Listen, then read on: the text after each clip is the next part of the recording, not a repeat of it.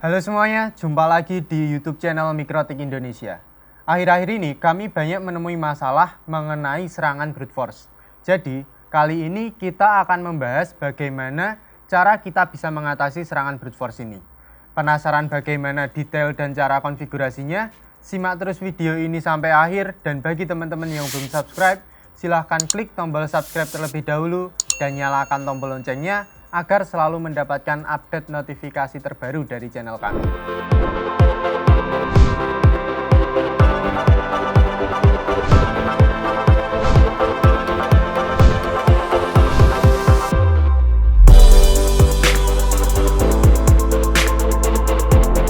Sebelum kita membahas lebih lanjut bagaimana cara kita bisa mengatasi serangan brute force, ada baiknya kita berkenalan dengan apa itu brute force terlebih dahulu. Jadi, brute force ini adalah serangan yang tujuannya untuk memperoleh akses pada perangkat kita. Baik itu pada perangkat router, ataupun nantinya bisa juga terjadi pada perangkat server. Brute force ini nantinya akan mencoba memperoleh akses ke router ataupun ke server dengan mencoba segala macam kemungkinan kombinasi username dan password yang biasa digunakan pada perangkat-perangkat router ataupun pada perangkat-perangkat server kita. Serangan ini akan sangat berbahaya apabila serangan ini berhasil mendapatkan username dan password dari router kita.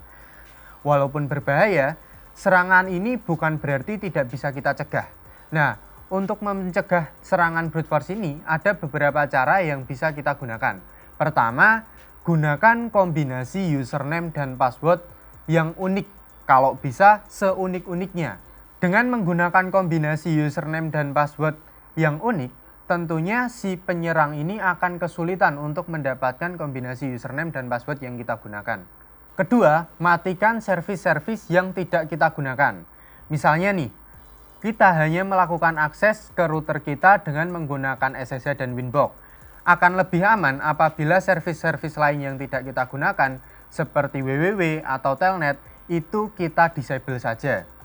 Nah, yang ketiga, kita bisa memanfaatkan fitur firewall yang ada di router OS Mikrotik untuk mencegah serangan brute force ini. Sebagai contoh, di sini kita akan mengamankan servis SSH dan telnet router ini dari serangan brute force. Kita masuk ke konfigurasinya saja. Pertama, kita akan buat terlebih dahulu rule firewall untuk mencegah serangan telnet di router ini. Caranya masuk ke menu IP firewall, kemudian masuk ke tab filter rule dan kita tambahkan satu buah rule baru dengan chain output. Nah, kita gunakan chain output karena nantinya yang akan kita gunakan untuk menangkap serangan brute force adalah balasan dari si router. Kemudian kita isikan protokol TCP sesuai dengan service dari telnet, lalu source port kita isi dengan port 23. Kemudian kita masuk ke tab advance dan kita gunakan parameter konten. Parameter konten ini nantinya yang akan kita gunakan untuk menangkap balasan apa yang dikirimkan router dari user yang melakukan telnet. Nah, di sini kita akan isi dengan menggunakan balasan yang dikirimkan oleh router ketika username dan password yang digunakan oleh si user itu salah. Kita isikan dengan login valid incorrect username or password. Kemudian kita masuk ke tab extra dan aktifkan parameter DST limit. Di sini kita akan membatasi bahwa percobaan yang boleh dilakukan itu hanya 3 kali percobaan login saja. Ketika sudah lebih dari 3 kali percobaan login, maka user tersebut akan langsung dianggap melakukan brute force oleh si router. Nah, pada DST limit ini kita akan isikan rate-nya dengan 1 paket per menit. Kemudian kita tambahkan nilai burst dengan isi 2. Kemudian limit by kita akan menandai source dan destination address. Dengan rule seperti ini, ketika user melakukan percobaan login telnet lebih dari 3 kali gagal selama rentan waktu 1 menit, maka nantinya user akan kita anggap melakukan serangan brute force. Kemudian kita masuk ke tab action dan pilih action accept.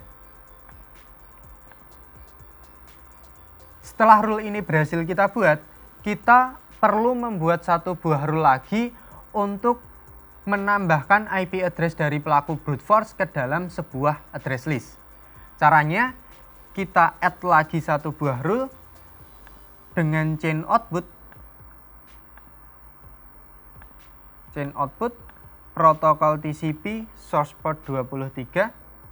Kita isikan kontennya lagi dengan login valid, incorrect username or password.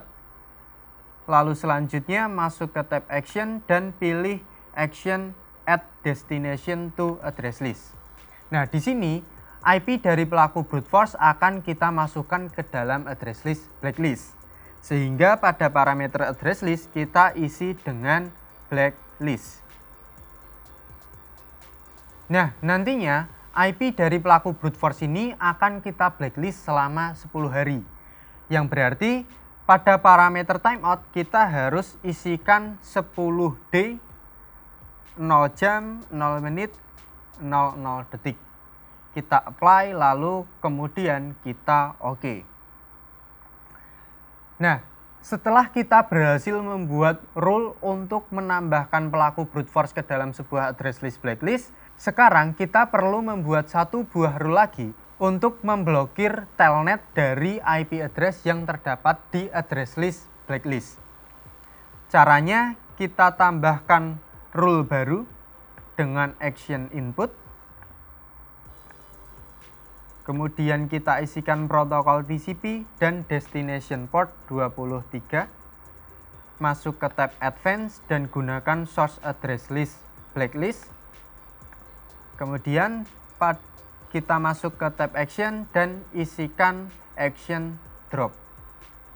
Kita apply lalu kemudian kita OK. Kemudian kita pindahkan rule drop ini ke urutan paling atas. Nah, rule untuk mencegah serangan brute force pada service telnet sudah berhasil kita buat. Lalu, bagaimana dengan service SSH? Karena pada service SSH itu paketnya terenkripsi sehingga kita tidak bisa membaca pesan balasan dari router ketika user melakukan kombinasi username dan password yang salah, maka pada service SSH kita akan gunakan connection state-nya, di mana nantinya kita akan menggunakan connection state new untuk menandai percobaan-percobaan login yang dilakukan oleh user. Caranya, kita tambahkan rule baru lagi dengan chain input, protokol TCP dan destination port 22 sesuai dengan service SSH.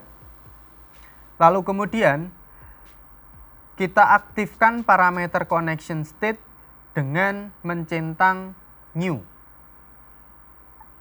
Kemudian kita gunakan lagi parameter DST limit pada tab extra. Kita aktifkan DST limit dengan rate 1, burst 2, pernya per menit. Limit by yang akan kita tandai adalah source dan destination address. Kemudian actionnya kita gunakan action accept.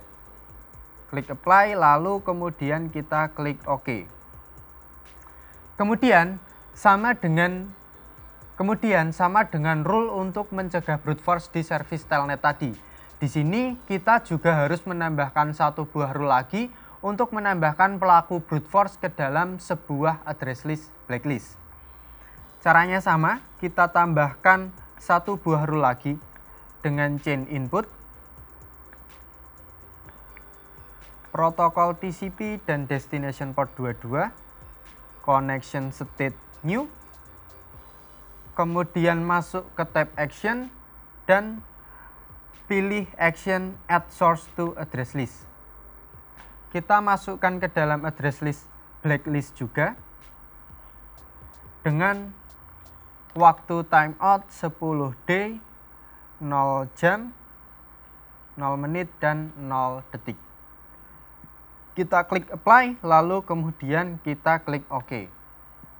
Nah, kemudian agar IP-IP yang terdapat di address list blacklist ini nantinya juga tidak bisa melakukan SSH, pada rule drop yang sudah kita buat tadi, kita harus tambahkan destination port 22 juga.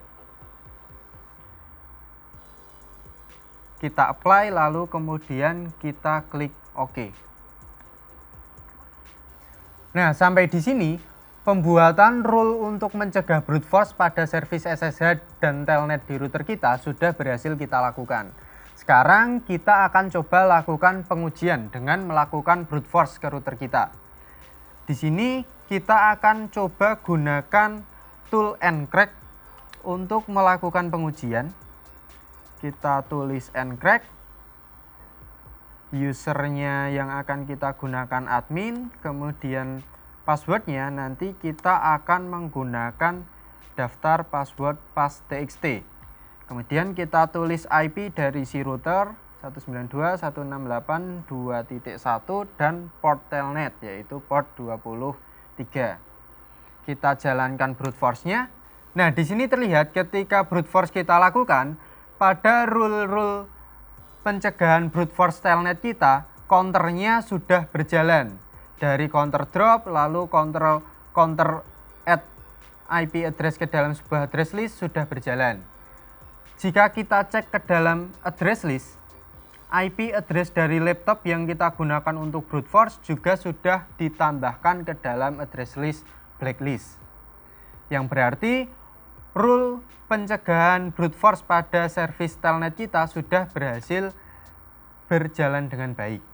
Nah, selanjutnya kita coba untuk brute force servis SSH kita. Kita reset dulu counternya. Hapus address list, reset counter.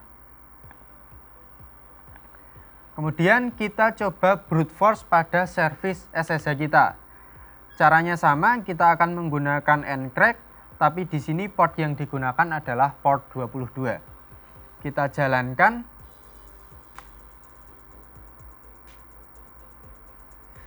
Nah, di sini juga terlihat di rule nomor 3 dan 4 yang merupakan rule untuk mencegah serangan brute force pada servis SSH sudah berjalan. Terlihat dari counter yang tadinya 0, sekarang sudah bertambah menjadi 3 dan 1. Rule drop juga counternya terus berjalan, dan jika kita cek di address list, IP address 192.168.2.254 atau IP address dari laptop yang kita gunakan untuk melakukan brute force sudah ditambahkan ke dalam address list blacklist. Yang berarti rule-rule yang tadi sudah kita buat untuk mencegah brute force ke servis telnet dan servis SSH sudah berjalan dengan baik.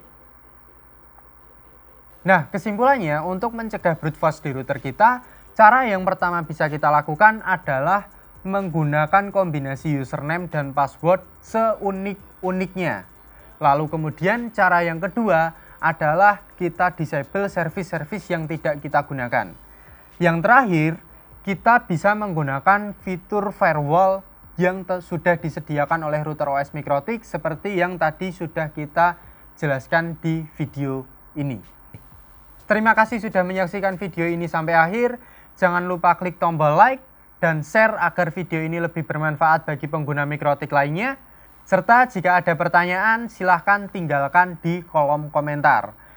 Nah, bagi teman-teman yang belum subscribe, silahkan klik tombol subscribe dan nyalakan tombol loncengnya agar mendapatkan update notifikasi terbaru dari channel kami.